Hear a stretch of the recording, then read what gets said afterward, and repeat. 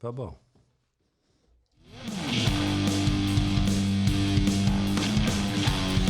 Wait a minute. Today is AllJazz podcast number 4, and we have a different intro for the music. Let's put this one on.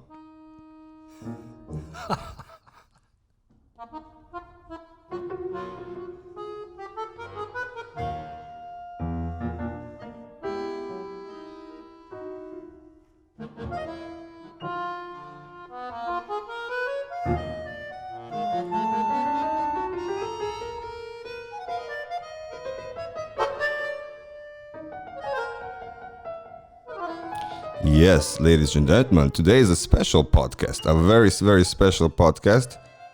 We have with us a very dear friend of mine, I have to say, although we're unlikely friends, very. With us here is Uroš Rojko, a composer from Slovenia, a clarinetist and a teacher. And what we're listening is a piece from 1995. It's called Tangos, at least the first part. So if I believe, and it was performed by Stefan Husong on accordion and Mika Yamada on clavier, piano. So yes, welcome Uroš. Oh, well, I'm very happy to be with you here, with all of you. I don't know how many are you, but anyway. Well, for now, there's probably a couple people already listening, number 4. Hopefully there's some people who like what we do. And but as it is an all-jazz podcast, I'm a magician that loves to have magic guests, but also people that make me feel a sense of wonder about things I don't understand or I would like to understand more, like composing music, hearing music in your head. I cannot even, if I try right now, I can hear, no, I can't hear anything. So Uroš, can you explain to me a little bit with you? We'll go into your past a bit later, but just as a composer, do you hear music in your head and then you bring it out like my dear Petra? Yes, of course, I hear somehow, but it's very different. It depends. If it's a piece for orchestra, you can hear more energy, or you can feel more energy, or you can have an imagination. What would you like to hear, actually? Mm-hmm. Actually, it is more what you would like to hear as you hear, let's say, inner hearing or whatever. It is a ideal, of course, ideal situation. It's not real, mm-hmm. and you can hear everything. But when you have to translate it to the real music. That means in the score and the notes and so on. And the musicians should translate it from the notes to the real music. And of interpret, course, you mean interpret? Interpret, yeah, exactly. And this is, I think this is important issue, because music is something which is happening in the time, and it is passing. I mean, it's going on, and then it's finished, and there is not anymore. Mm-hmm. So it's not sustained. It's something which you can keep it in your mind or memory, but in that moment you are again with your impression inside, and it is not real. Mm. I mean, the music is real only in this moment, or some minutes, or 15 minutes, or whatever, how it lasts, some piece and so on. It's in the air, people can hear it. And so on. And I think the important thing is this translation, how to translate this imagination, which is translated in the notation, which is that music, it doesn't sound, and how the musician interprets, translate this notation into the real music back somehow, but it's not back. And then it's very interesting to compare the inner imagination you had before and the realization you hear then. Mm-hmm. And this is very fascinating moment, because it can be very different, and or it can be very similar, can be very close. And if it is very close, then you are happy as a composer, of course. Mm-hmm, mm-hmm. Mm-hmm. Yes, that's. I mean, you have so many pieces out that I was researching a little bit, and I know you for many years. But there's so much work out there. Would you say that one of them was more realized than the other, and you could say which one were the most, and you were really happy, or there was almost exactly how you envisioned it, also audibly, and which were the worst that were disappointing or? It's difficult to say concrete. I mean, in the past, when I was a young composer, there was a very often was a situation. Also, in that time, there were the 80s, 90s, 80s, where, for example, pieces for orchestra. You can imagine there are 80 to 90 people playing one piece, and rehearsing would be for the time for this would be always too short.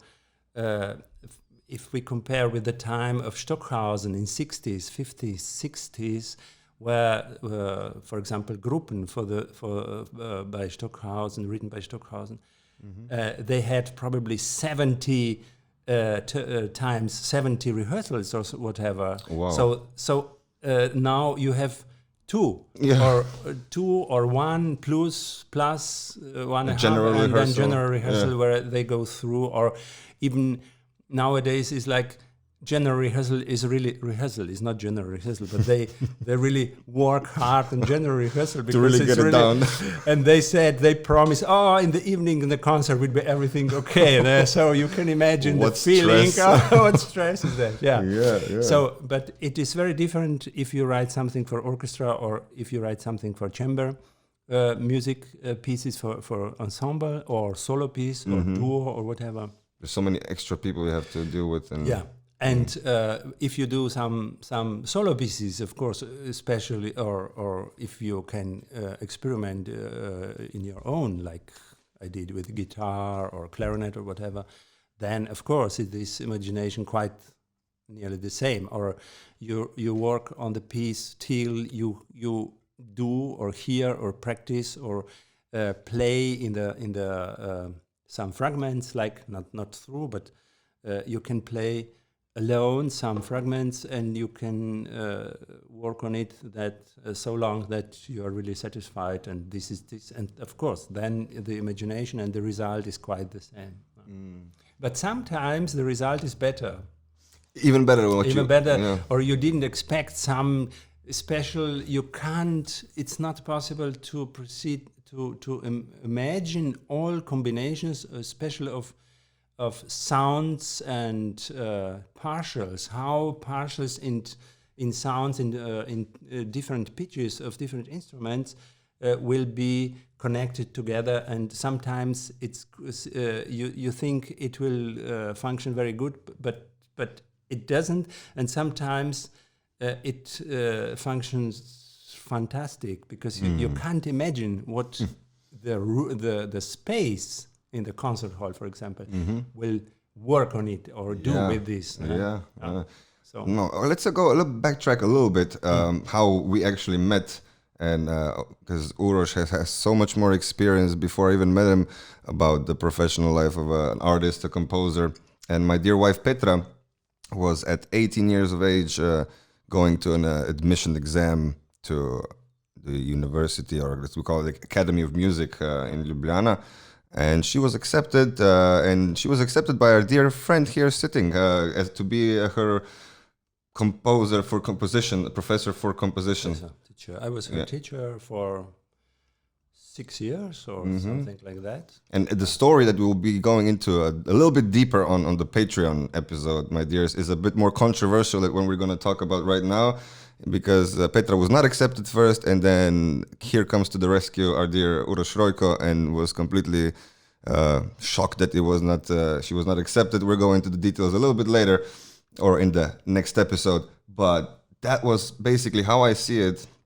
You inadvertently helped shape my personal life through the fact that Petra was able to fulfill her childhood dream and study composition. This is really amazing thing, because I don't know if it is for this time or for later, but these stories, your story and my story, is so this connection is really funny, right? And you can't somebody wouldn't believe that it's possible. How it comes together, something with your wife and something with my wife. Yeah. That my wife came, who is Dutch, and she. That's also an extra connection. Levels. Levels. So on. Oh, oops. Don't worry. Yeah, that was really so. But back to Petra, of course. Yeah.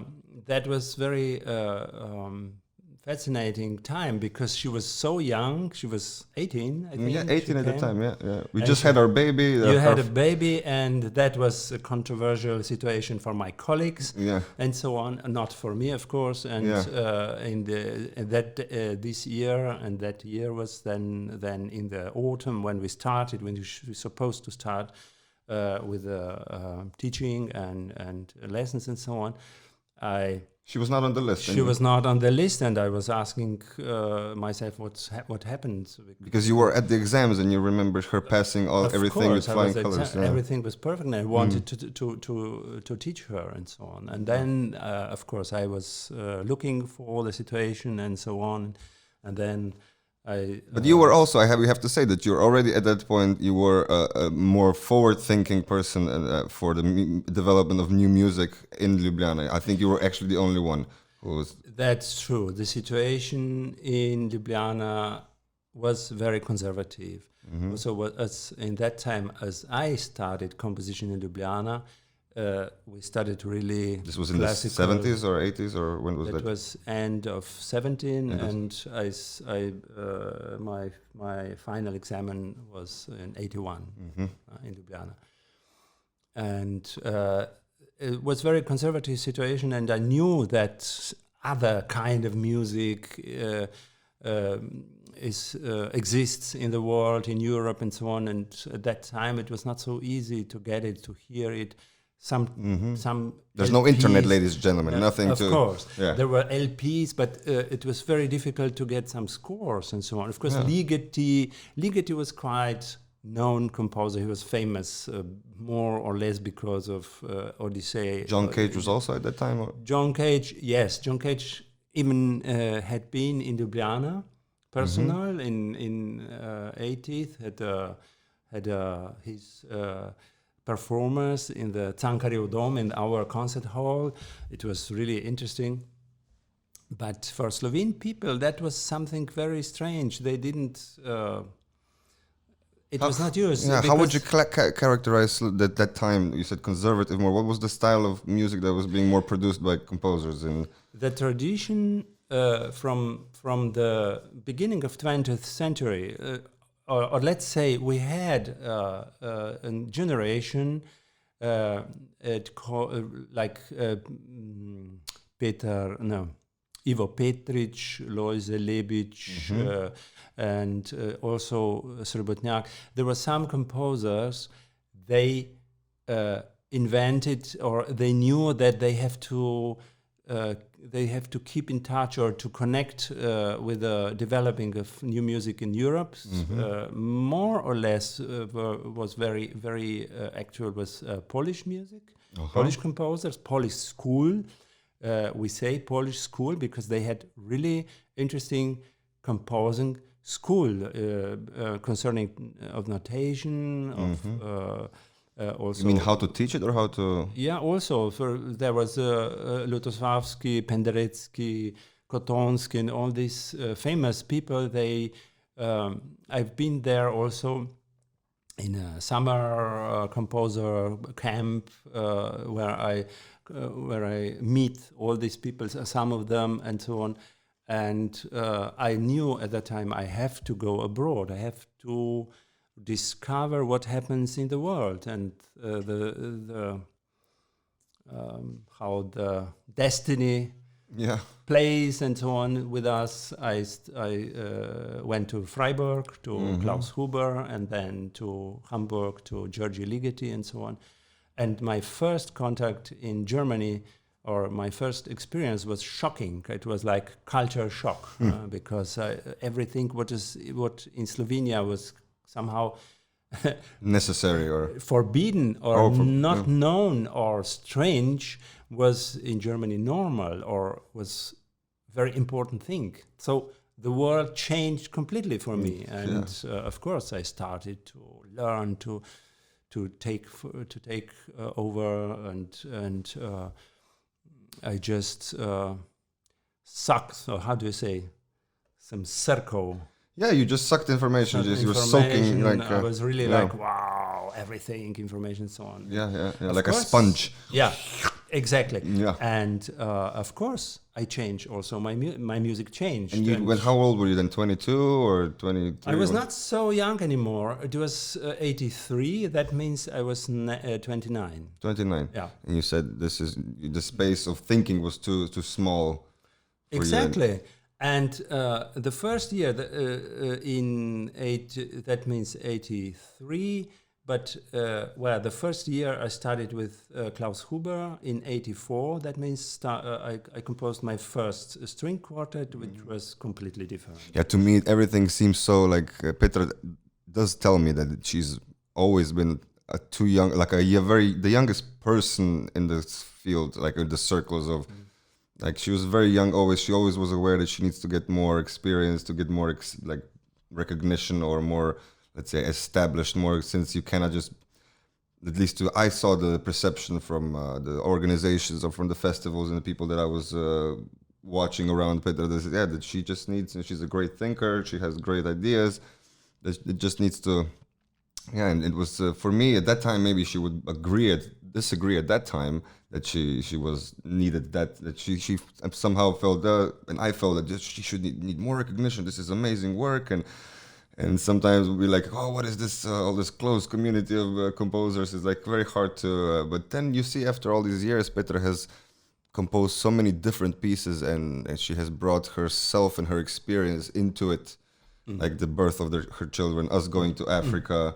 All that stuff. So, and it's really amazing, like just thinking how much opportunity, and because I remember, I don't know, maybe she can disagree or not, that time when she was just before she came to Ljubljana, the compositions that I heard that she wrote on Finale, or she was kind of struggling still at that time. Should she write by hand how she feels she wants, or should she go and learn all these programs? And the music that was coming out, she wasn't liking it. That wasn't the sound she was looking for. Yeah.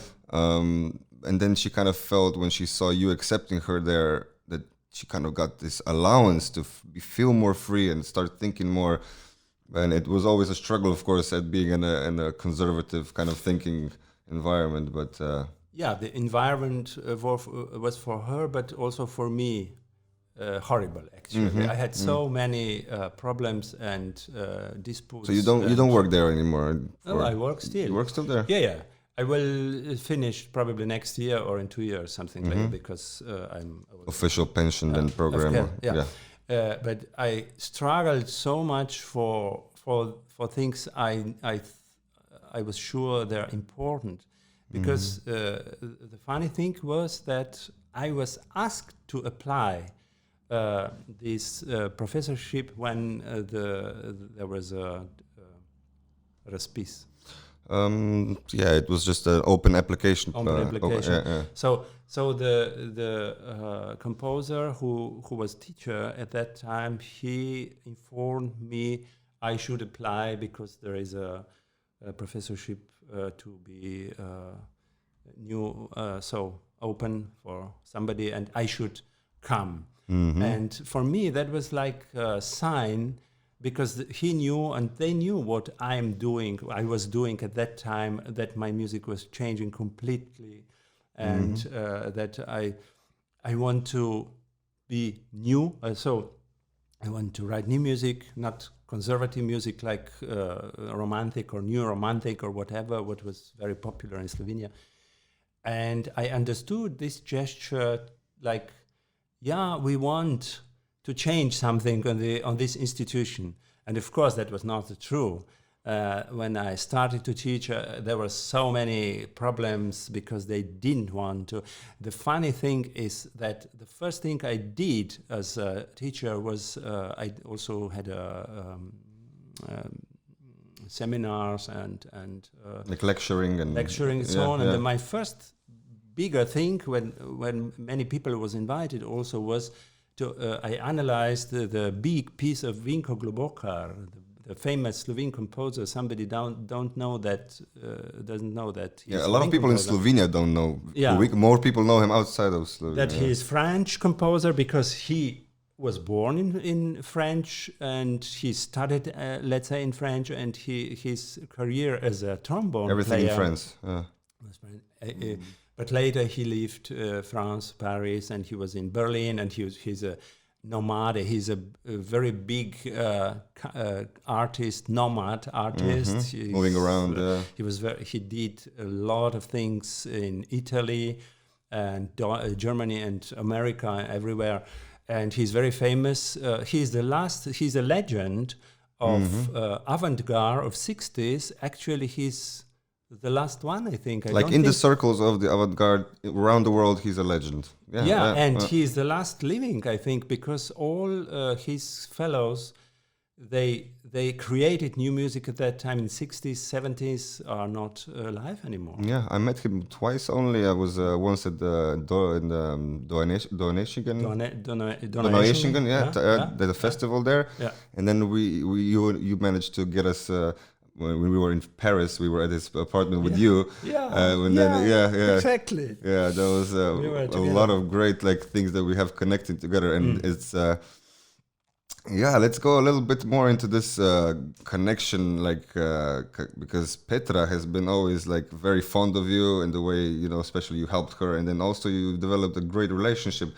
You were always, here, and either I heard about you or your opinions about this when she was asking me about my opinions about certain things she was going through in either composing or just dealing with getting your stuff out there and getting heard, and was just always very, and the connection as well that you mentioned before of your wife. I just thought of another connection, which is connecting you and Petra with this country here. When I was researching a bit before, you are actually the only Slovenian that won, I think so, or the Gaudeamus Music Week prize. Yeah, or was and it? Vinko Globokar. And Vinko Globokar. That's because I was reminded with Vinko was, and then you were the next one, and that's been in 1986, which is actually Petra's year of birth.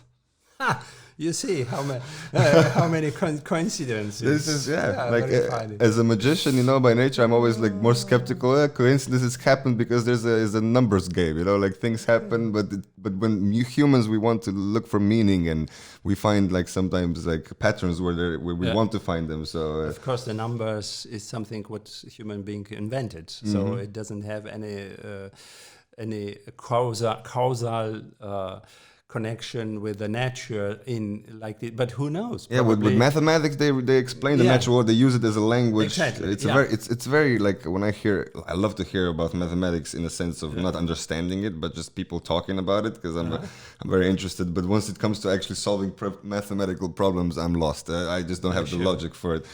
But it's fascinating, because those things. And I, over the years, saw that you and I have a lot of things in common, just a bit more fringe thinking. There's a lot of topics that we are interested in that we found over dinners and drinks. We would get just a few days ago with your wife here sitting, we were kind of very debating the alien or the phenomena that are happening around and the videos that are out there, and just we are just fascinated by this kind of stuff. Not that we believe that it's real, it's definitely, but it's fascinating. This is fantasy is open. I mean, you are looking for or you are interested in fascinating things, and you don't say this is stupid. Why? In stupid things you learn from stupid things. You can learn very much things. As long as they're not too dangerous things. When you have dangerous things. Okay, there are some limits. Of course. Now this is for me, and also the last few years when we live here, you have become very familiar with this apartment and with our little dear friend here that's been sitting on my lap for a while now. And it's your wife she grew up here, right? Or was born here? She was born in Hamburg. But her father came from Dutch, were Dutch, and he... Actually in this area here in Wassenaar, right? Her, I think, grandmother and grandfather was living in Wassenaar. And she was here in Wassenaar every summer, in holidays and so on. And then 40 years, not anymore. And then because of me... She came, so because of Petra and you and me, we came to your apartment. Just for summer, right? for summer to take care about Tommy and so on. And we developed. I mean, we kind of found out. Found out, or this place is an amazing place, and she refound it. And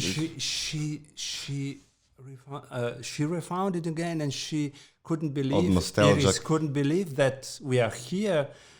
She was after 40 years was here again, and after that we are 8 years already every summer in a row. Here. Yes.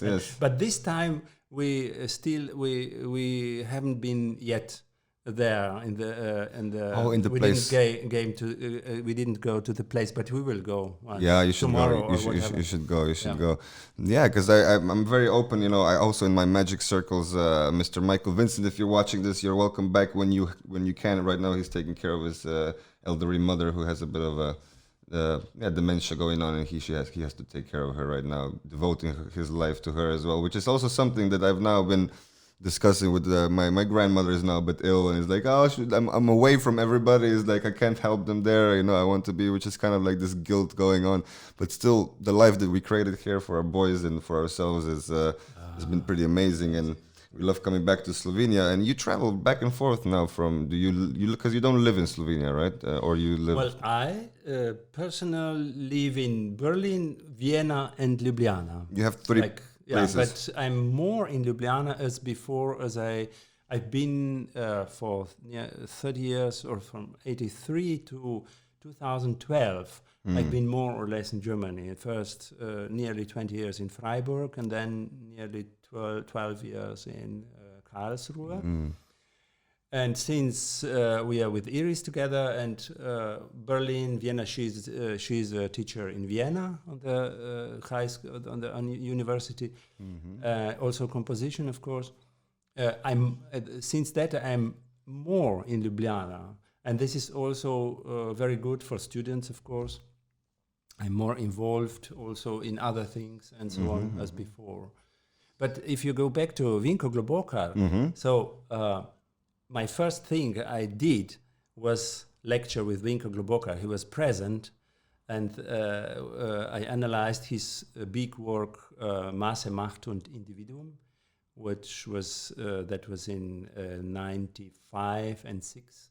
Was in Donaueschingen, famous work, discussed many years after that, still discussed, very much discussed music piece.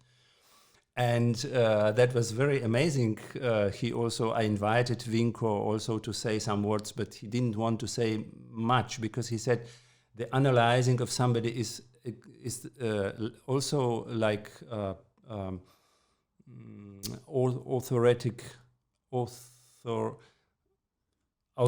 how do you say? It's Slovenian, maybe we can try it. Autoriziran je ravno tako. Like authorized to think. So it's my case how to speak about his work. So he didn't want to say too much. But I invited him. I wanted that he said something also for the audience and so on. But amazing thing was we couldn't. This is a big piece. It lasts 40 minutes. And it was not possible to explain everything about this. And my plan was to repeat, to go forward in the next time. But colleagues said it was enough it is enough of Vinko Globokar on this institution. Can you imagine? The world hero of avant-garde came personally, in a person, to this institution and could come again and so on, but now it was enough for them. So insane. That was for me the sign. I was, of course, very upset about that, and this situation shows actually where we were and so on. And also Petra, when Petra came, she was completely with all her knowledge in young years. She knew so many things, and as a musician, she played many instruments. Well, I know that she wanted to always be a composer from as far as she knows, and that's why she always started to learn all these instruments, because she kind of had the knowledge that she needs to know as much physically about what's possible with the instrument to be able to write for it. Exactly. Yeah. And she came with really new ideas. She was really, that was exceptional. Exemplary, yeah. Exemplary towards another students, or most of them. She was really, she wanted to do something new. And for me, that was, wow, finally, someone who wants to create something and wants to go her own way and not to repeat, not to be like others, and so on. And that was for me. You see, like fantastic. at the same time that because we both reflect sometimes how hard it was for her having children. We were anyway a fringe group already in the whole student mentality, and then now in this composition where it's mainly, of course, for the men were dominating. There's not much women. That's the first hurdle, and having a child. How can you do this? It takes a whole person. So that was really, and I can imagine but at the same time, I don't think she would have gotten the same drive just having you as a spark there, that was destiny. That was really like that. I can't I don't much believe in destiny, but I'm more for it, interpreting it as destiny, and the meaning that she saw in it and we still see in it was something that's real. That's and. For example, for me, it was very strange that my colleagues couldn't recognize this. I couldn't believe. I knew they are conservative, but anyway, you see they in scared the person her. She scared them probably. Huh? Do you think she scared them a bit?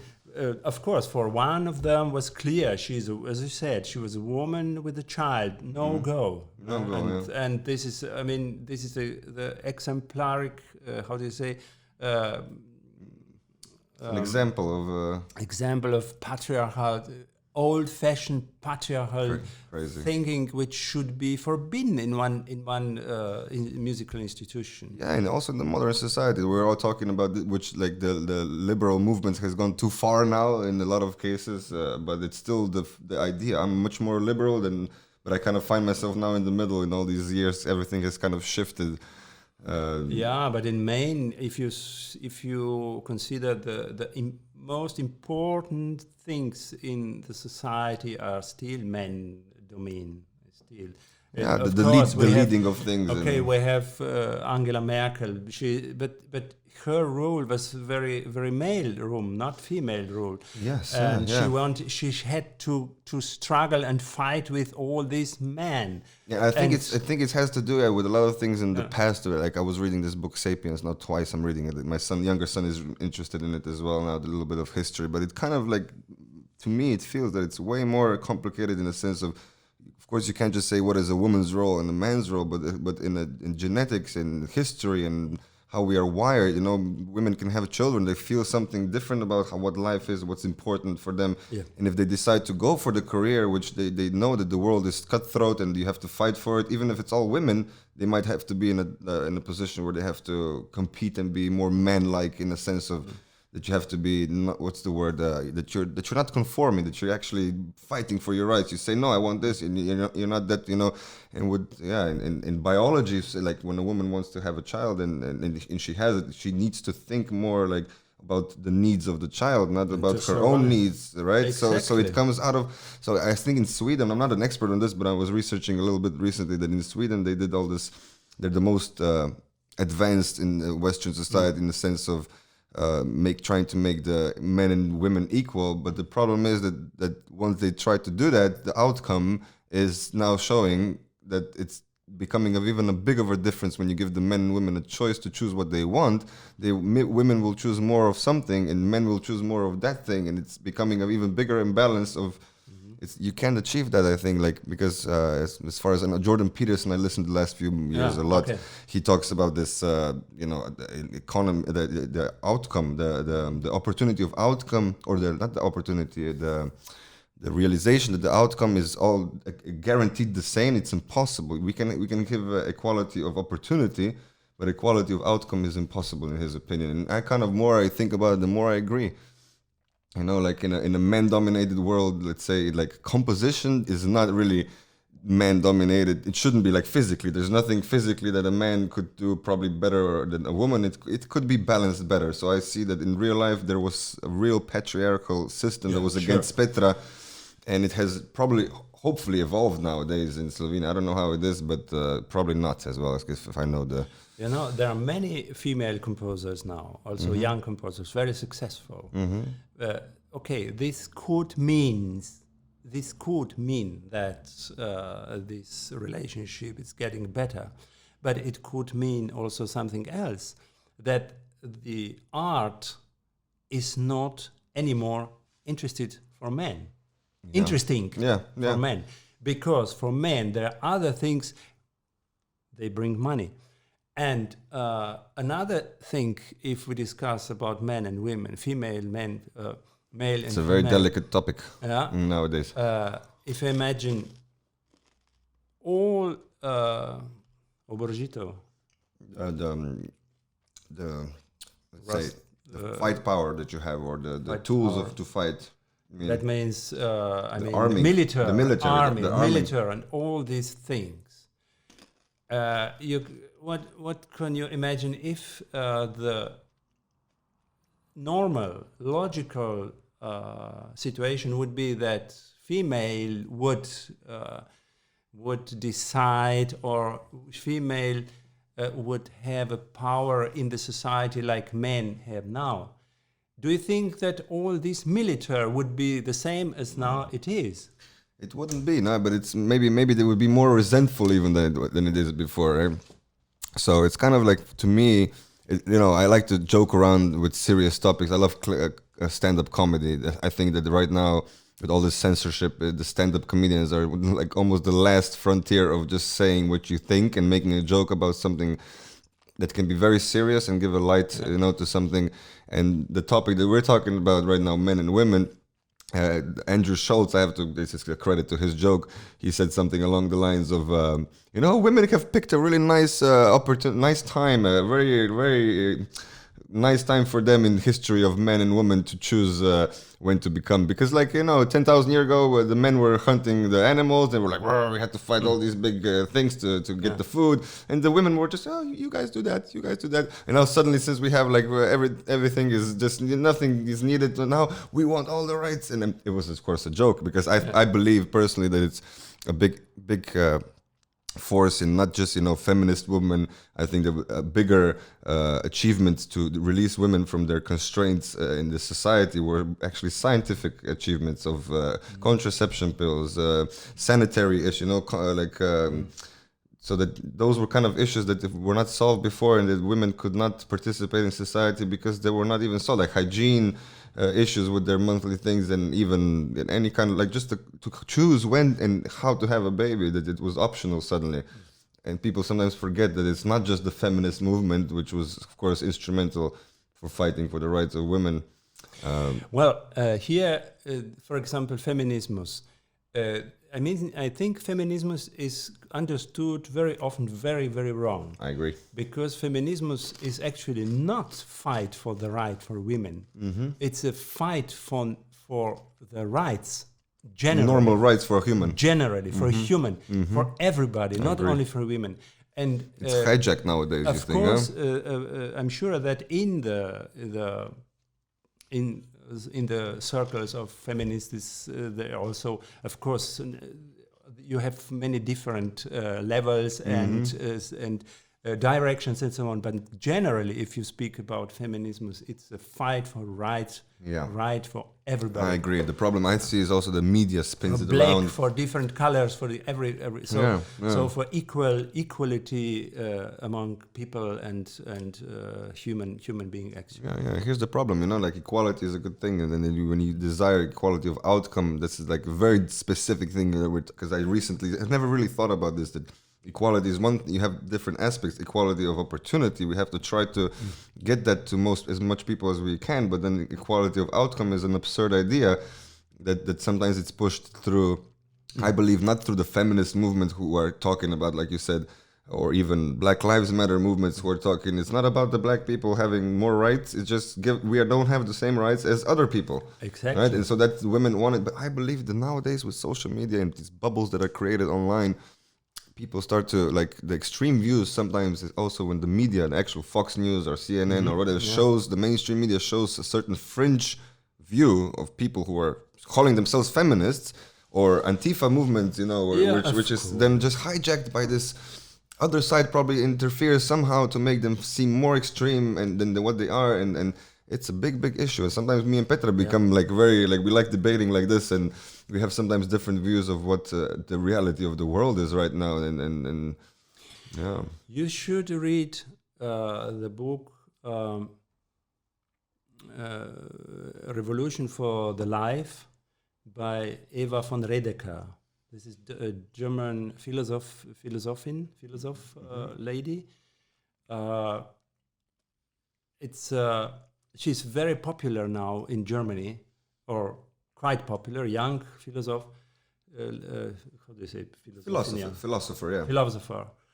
I heard many of interviews with her, and that was the reason that I bought with Iris two exemplars of her book. Revolution for the Future and for the Life. And this is a book about capitalism, which deals with it like nowadays it must be dealt with capitalism. Because all literature in the past, Marx and everything, it's very good, of course, but there is no, there is missing a very important part of capitalism. The human factor. Which one? No, okay. I mean, if the main issue for capitalism is production through the production to make Gewinn, growth, yeah. Growth. But there is another part of production. This is garbage, and this garbage, nobody takes care about this garbage till now, or the last few decades. Now the mentality. They start. Of course, it's not possible to ignore anymore because there is so much garbage. You know, plastic, atom garbage, everything, and so on. So, how to manage this? That all what a human being produce nowadays, it's twice. This what we can use, and this what we cannot use. But it is a reality which is here, and it will not be destroyed 1,000 years. Yeah, I don't see any foreseen future like that. We could go to another ism, like in history we had all these isms, and now we have capitalism. And I believe in an information age that we're gonna be like looking back. It's more like not the time that we call in, you know, capitalism and then socialism before or communism or whatever. But we're gonna look back at this time specifically. There's so much data and information. We are drowning in it. In a sense, and then we're kind of like losing touch of like what is even the information I want to learn about, or what is even important. So it's kind of like even harder, I think, now. Of course, it was never so much manipulation as now. It's manipulated. It's manipulated. It has been never manipulated so much as now, or we don't know that, but through the digital revolution and through the digital media and all this, it's possible to manipulate much more. Yeah, it's much more subversive now. It's much more subtle, like through collecting of data and trying to know what you think, what you would like to hear. Maybe this person, like, I don't know if when it was this Cambridge Analytica scandal, when it came out, this was insane to think about how powerful, because one of my friends who deals in the electronic marketing, the commerce online, he works on where he can see how much information they can see. They can see how long a certain person stops on the screen and then scrolls down. They can see if you have the eye tracking on, they can see information where on the screen you can look. So much information they collect. It's insane. And then, you know, we have kind of also, I was guilty of this, taking in Facebook, this free service, you know, that you can share with friends. And then we give up so much security, or our privacy actually, because we don't want to, you know, pay for something. Like right now, it's, I think, even because you don't have an iPhone, Petra has got me on the iPhone now, and Meg is like, we have an option now for a couple of years. I think when you have a new app on the phone, the iPhone, anytime you install any app, asks you, do you want to allow this app to track you alongside other apps? And you could just say, don't track. And now this is kind of screwing up the system of Facebook, and a lot of users started to just doing this. And they're threatening now kind of subtly to start charging people for their services, which I think, please go ahead. because a lot of people will stop using it. It will not be that powerful. But I don't use Twitter, but I hear Twitter is a way more powerful social platform for discussion, for influencing, politics, and yeah. But it's so, like, of course, because it's 200 characters. This is what they do. So they talk in sound bites, right? That's why I wanted to have you and many guests over talking, because not just for people who are watching. I just personally feel I want to know more about a person's opinion, like that's why I started with you and how do you hear music, because Petra has constantly described to me like she actually hears sounds in her head, which to me, all these years we didn't have a discussion, but a few weeks ago she was shocked that I told her, look, I don't hear music in my head. I can imagine it until I sing it or try to do it, or it's not in my head space, hearing it. She's, surprised by that, because her reality has been she's a very sensitive person, and she's an artist in general, sensitive people, but she's kind of sometimes when she composes, she talks about having trembles around her body when she's composing, and she hears sounds and she tries to get exactly that sound out. To me, that's so mystifying, basically, as a magician who tries to learn all these secrets and techniques, how to make the mind perceive things another way, and then I rarely can be like amazed by a magician. Here now and then you get fooled, but that little part, I have no idea how he did that. The rest I followed, but then I hear like your work, or just the thinking behind it, and Petra's work, and even rap. I'm very into rhythm and poetry. Certain people like Harry Mack, who is a freestyle rapper, comes off the head with his raps. He's so great, better than 99% of rappers who write down their lyrics. He comes on the spot in real time. In real time. I have even a little clip I will share on the Patreon very soon of him and me being like, I was doing some magic and he was just like improvising the rapping. Nice. So to me that was just so amazing, more than magic, because I can't understand how do you do that. Right? We have respect for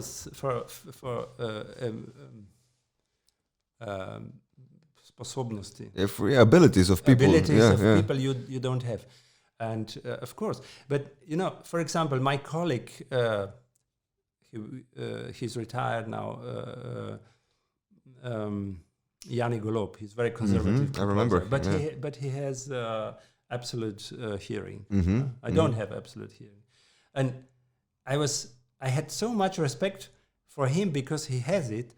But if I would have it, I would use it in a completely different way as he did. Yeah. He composed very sometimes try Baroque, classic, romantic, movie, Hollywood, all this stuff. So I'm not interested at all to do such a music, because such a music doesn't say me nothing. Yeah. I mean, it doesn't translate out from you. Yeah. It's ability to make a mixture of everything, like some conglomerate, but I don't see there any artistic potential. But he has absolutely, he can show here, absolute here, and I'm likely to be without it and with a brain willing, discovering something new. Yeah. Right? So all these, abilities. This is amazing what abilities are possible that people have it. But this is not the same.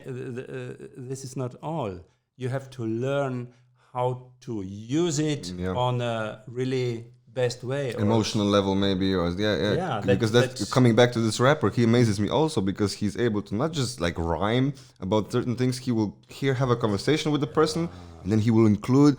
He has even this really heartfelt thing with a guy on Omegle where he meets him, and he finds out that his girl, who had a son, not his son, but they were girlfriend and boyfriend, and she passed away from COVID, and at that moment he was really sad. And this guy made a really heartfelt rap about understanding his pain and then helping him, and he was crying on there. It was like, wow, this emotional connection with the person. The expression of it.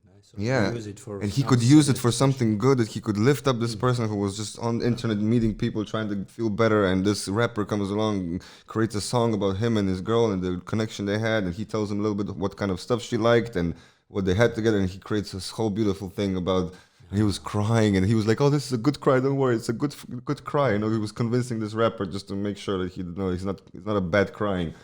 It's like that you can touch people like that, you know. Like it doesn't sometimes have to be a very sophisticated art on a level where that most people couldn't comprehend what this crazy idea is, you know.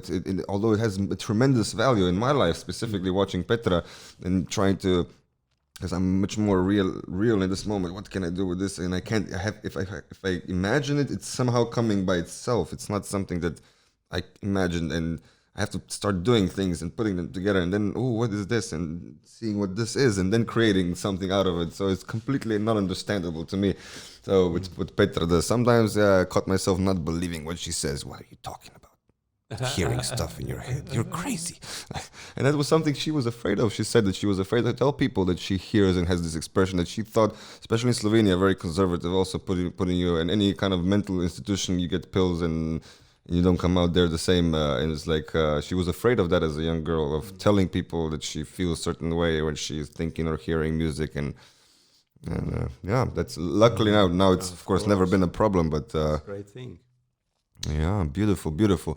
You know, we're gonna slowly come to the end, but I wanted you to kind of because I'm a magician, I know that I don't know that you like magic or not, but if I asked you as a lay person who's not thinking every day about magic or knows too much about magic secrets or whatnot, my personal goal with AllJazz brand has become in the last year to try to get more magical teaching of magic, art and science in the school systems, either by after-school activities, and of course my long goal would be if I could die and see back what happened with this little seed I'm trying to sprout, the goal would be to see music and magic just like music and other like arts and crafts and painting and whatnot taught in schools I don't want to be like they have to learn it, but it should be at least in the awareness of.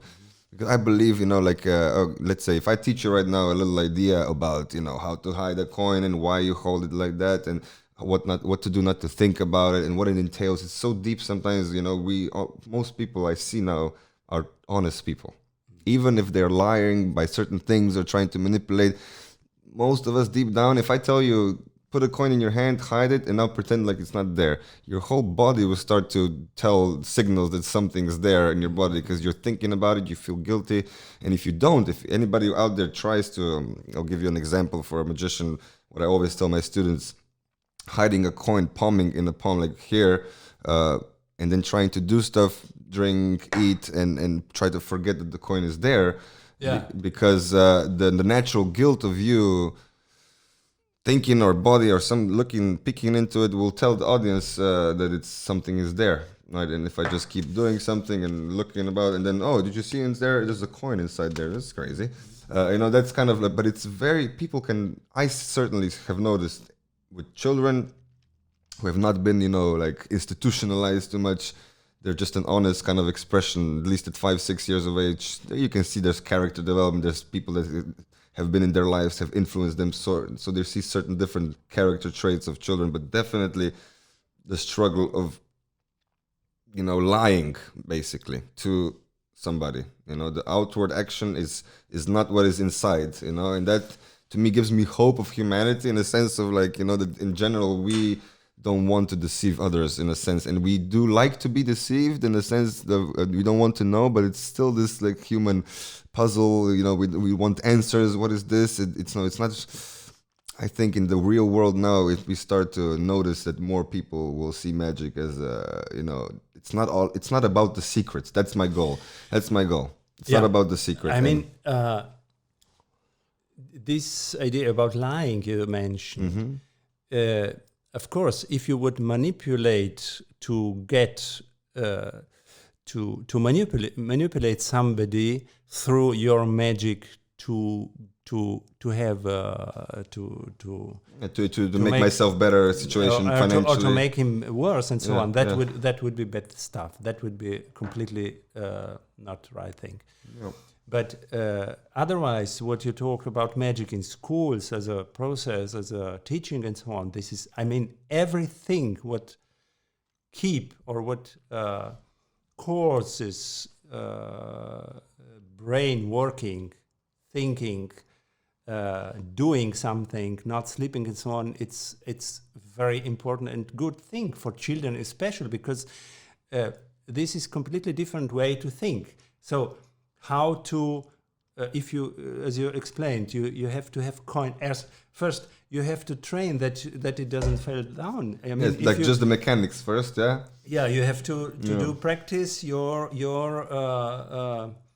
we call it sleight of hand, like the specific way to hold, and of course. Yeah. Otherwise, you are scared. I mean, you have this, but would somebody can somebody see through it? Everything. Yeah. So this technique, you have to learn technique. Yeah, but the understanding of the public, the problem I see is that the majority of magicians out there are hobbyists. Like there's let's say 10, 15, 20% of magicians who are making money or only making money with magic and performing. And most of them, the 20%, will see that it's not about the secret. The secrets and the tools that the little moves and whatnot, the psychology behind it is just like a guitarist learning to make the notes come out. It's not music yet. It is music, but it's not like we talked about, the interpretation of something. Yeah. And because I think most magicians don't see that, and they're just buying new tricks, and they're going to conventions, and the magic market just keeps coming with new tricks, and it's all about originality, nothing about quality anymore. And what does it make to make an experience with person, to make them experience the moment of magic? It's not about you. I'm not making magic for myself, of course. I mean, I can make it in my room, but I know how it's done. So it's like, oh, how did I do that? It's like, so you need the other person. Just like you said, music is interesting. You need them to hear it. Otherwise, it's just, it's not there. Almost, no? So that is, to me, important, that I feel that if it starts more in schools, more openly, learning them, because magicians are so afraid, oh, what if they find out about our magic stores? Then they will think that everybody can do magic. No, you think everybody can do magic because you think you can just buy a thing and that will make you a magician. It's not. And I want the regular man, the regular person who I will show magic to, and he doesn't know anything about magic. He maybe knows a little bit, and he learned from a little course that I gave or somebody else gave, but because they've tried to study, they tried it a little bit, and they saw, oh, it's not just, I have to ask them to pick a card while I'm thinking about spreading, and then this and then. It's so complicated. It's not just this basic secret of you making them choose a card. They think it's a free choice or whatever. Even that concept is not in the human mind. So I think we can get a lot, and I always reference now in the podcast, maybe there's a book from 1911 called Our Magic by Devant and Mescaline.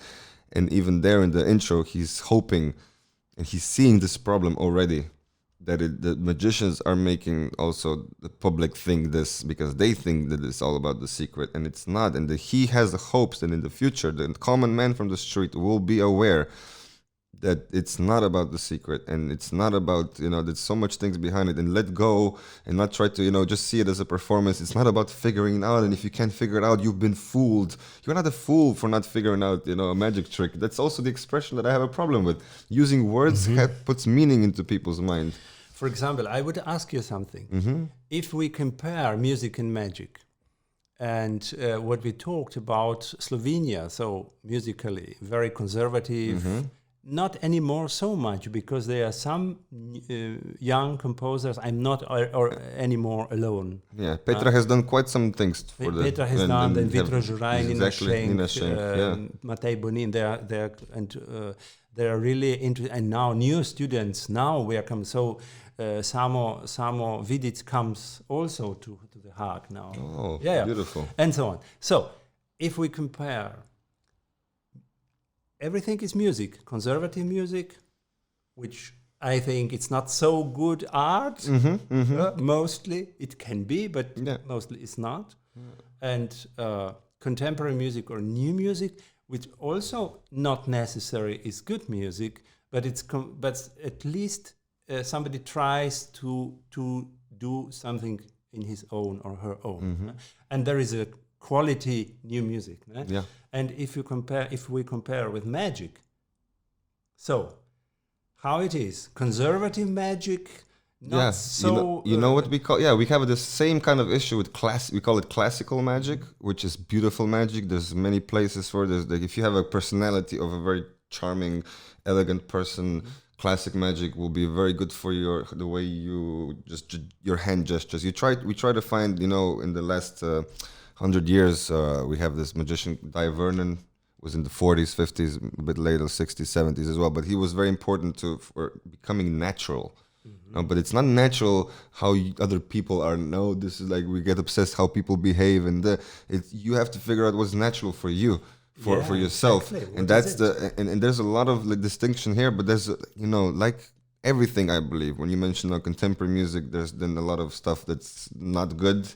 And there's a little bit of people who are pushing it. They're making quality stuff and and great ideas. But there's a lot of crap out there. But there's the same with jazz. The same with pop music. There's a lot of.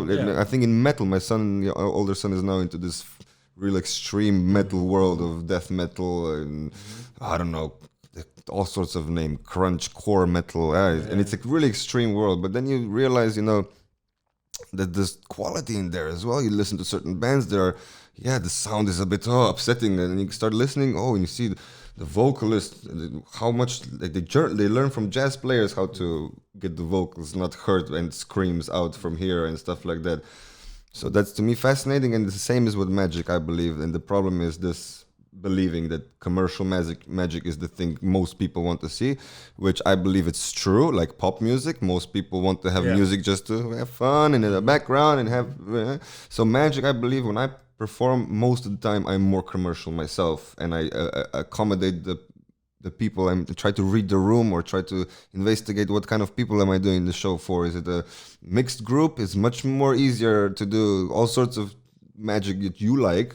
But if you have a specific, let's say you go to the army, just do the magic for all these army people. They might not like a certain type of jokes or a certain type of magic. You want to have, but that's also an opinion that can be discussed. So it's quite important for who is the audience. I believe a place of intellectual thinking about magic is important, and it should be more evident in the world of magicians. But unfortunately, right now there's more commercialization. Buying the latest new trick and the original new trick. What is the newest method? While there's so many methods that work for decades or sometimes centuries already, and they're still the best thing that has ever been done. Sometimes you don't want to improve on something if you don't know this guy has actually tried all this stuff you're trying to go to, and he's come to this best solution, right? And sometimes when you try to play with this little thing and make a new variation of it, most of the time, at least in my case, I made it worse. And I had to realize that I made it worse and be, hard on myself. Okay, why is this not working the way it was before? I thought it's going to be better. And then you try to back the original thing, and you might see the quality. Oh, this is why it's structured this way. It's more powerful on the mind if then this happens before than that, and they forget about this. And so I think the more you learn about something, the better chances you have to become original or finding yourself. I think just finding yourself is the most important thing, because then you are original. Anything you do, but it's so hard to find yourself. Who are you? What are you doing? So that's why I think growth with Petra was necessary as well. And it's not just this old style of thinking that we thought, why are these older people forcing Petra to not be already ahead of the curve? And then you see sometimes, it's needed to grow and to develop yourself. And then I think this is the most important thing, to find out who are you. And if the media you use or art you are doing or you are dealing with and so on, if this is the vehicle how to find out who are you, this is then you get it. Then you get it, yeah. And on this note, we will continue this conversation. On this note, we find it really, this is perfect. I think we're ready to go on the Patreon and get a little bit more specific about certain things, maybe a bit more controversial for the ones who are supporting us on Patreon. And I will put on a little outro that is, again, going to be a little bit unique. A little part from Uroš's piece, Monolog Padlega Angela, which is a monologue of the fallen angel. And here's Uroš's improvisation for half clarinet solo.